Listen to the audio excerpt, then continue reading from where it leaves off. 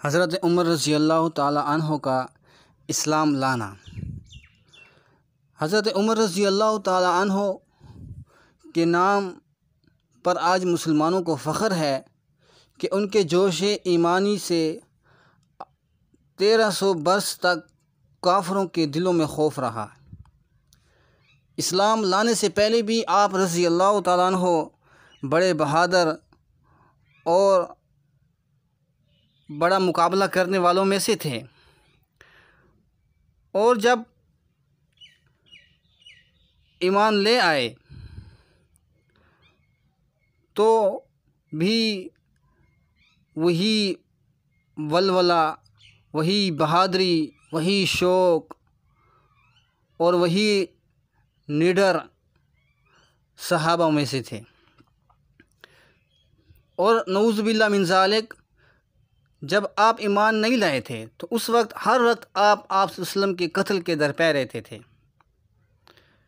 ایک روز کفار نے ایک بڑی کمیٹی بلائی، کانفرنس بلائی، اس میں اس بات کو رکھا گیا کہ آپ صلی اللہ علیہ وسلم کو کون قتل کرے گا؟ تو عمر نے کہا کہ میں ہی قتل کروں گا۔ تو لوگوں نے کہا کہ بے شک تم ہی کر سکتے ہو، یعنی اس کو پروٹوکول دیا، اس کو آگے کیا۔ تو عمر تلوار لٹکائے ہوئے چل دیے۔ راستے میں ان کی ملاقات حضرت سعد بن ابی وقاص رضی اللہ تعالیٰ عنہ سے ملاقات ہوتی ہے۔ انہوں نے ان سے پوچھا کہ اوے عمر، کہاں جا رہے ہو؟ عمر کہنے لگے محمد صلی اللہ علیہ وسلم کی قتل کی فکر میں ہوں، نعوذ باللہ۔ سعد نے جواب میں کہا کہ تم اپنے خاندان سے کیسے مطمئن ہو گئے؟ یعنی تو اس نے عمر نے کہا کہ وہ تم کو بدلے میں قتل کر دیں گے، یعنی بنو عبد مناف، بنو ہاشم، ان کا تذکرہ کیا تو وہ اس میں آپ کو قتل کر دیں گے۔ اس جواب پر عمر کو بہت غصہ آیا اور کہنے لگے کہ معلوم ہوتا ہے کہ تو بھی بے دین یعنی مسلمان ہو گیا ہے، لے پہلے آپ کو ہی نمٹا دوں، آپ کو ہی اس دنیا سے ختم کر دوں۔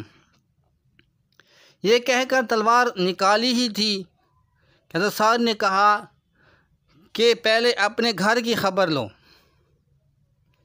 کہ تیری بہن اور بہنوئی بھی مسلمان ہو گئے ہیں۔ بس یہ سننا تھا کہ اپنے گھر کی طرف آئے اور دروازہ کھولا، کیواڑ بند کیے ہوئے تھے، تو فوراً دروازے کو کھولا اور اس کو ضرب ماری جس سے دروازہ کھلا۔ تو حضرت خباب رضی اللہ تعالیٰ عنہ میاں بیوی کو قرآن شریف پڑھا رہے تھے۔ تو حضرت عمر نے جو ہی دروازہ کھلوائے، ان کی آواز حضرت خباب رضی اللہ تعالیٰ عنہ جلدی سے چھپ گئے، اور وہ جس پر قرآن مجید لکھا ہوا تھا وہ جلدی سے بھول گیا، اور اپنی ہمشیرہ کو خوب مارا، حتیٰ کہ اس کے سر پر مارا جس سے اس کا خون بہنے لگا، اور کہا کہ اپنی جان کی دشمن تو بھی بددین یعنی مسلمان ہو گئی ہو۔ اس کے بعد گھر میں آیا اور پوچھے کیا کر رہے تھے؟ بہنوئی نے کہا کہ ہم آپس کے اندر بات چیت کر رہے تھے۔ بہنوئی کو کہا کہ تم نے بھی اپنا دین چھوڑ دیا ہے، مسلمان ہو گئے ہو۔ بس یہ سننا تھا۔ اس کی داڑھی سے پکڑ کر خوب کھینچا، اس کو خوب مارا، زمین پر گرا کر خوب مارا۔ بہن نے چھڑانے کی کوشش کی لیکن اس کے منہ کے اوپر ایسا زبردست تماچا مارا، ایسی زبردست اپنے ہاتھ سے اس کو مارا کہ اس کا خون نکل آیا۔ آخر وہ بھی خطاب کی بیٹی تھی، عمر کی بہن تھی، کہنے لگی اے عمر، ہمیں اس لیے مارا جا رہا ہے کہ ہم مسلمان ہو گئے ہیں۔ بے شک ہم مسلمان ہو گئے ہیں، آپ سے جو کچھ ہوتا ہے آپ کریں ہمیں۔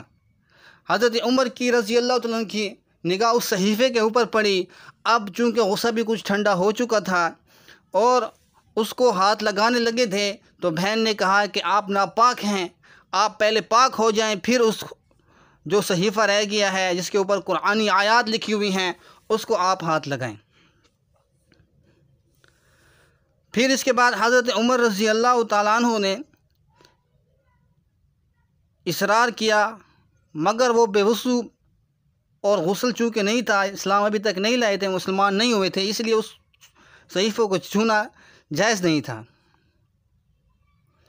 جب دیکھا سورۃ طٰہٰ لکھی ہوئی تھی اور کچھ ہی آیات پڑھے تھے، جب عمر نے غسل کر لیا، وضو اور غسل کر لیا، تو اس سورۃ طٰہٰ لکھی ہوئی تھی، کچھ ہی آیات پڑھی تھی کہ حالت بدل گئی۔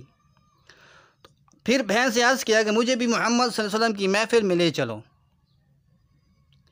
یہ سننا تھا کہ حضرت خباب رضی اللہ تعالیٰ عنہ جو چھپے ہوئے تھے فوراً باہر نکلے اور کہا کہ عمر تجھے خوشخبری دیتا ہوں کہ آپ صلی اللہ علیہ وسلم نے کل رات دعا مانگی تھی کہ یا اللہ حضرت عمر میں سے، خطاب کے بیٹے عمر میں سے یا ابو جہل میں سے جو تجھے زیادہ پسند ہو اس کے ذریعے سے اسلام کو قوت عطا فرما۔ یہ دونوں قوت میں بہت مشہور تھے۔ لگتا ہے حضور صلی اللہ علیہ وسلم کی دعا تمہارے حق میں قبول ہو گئی۔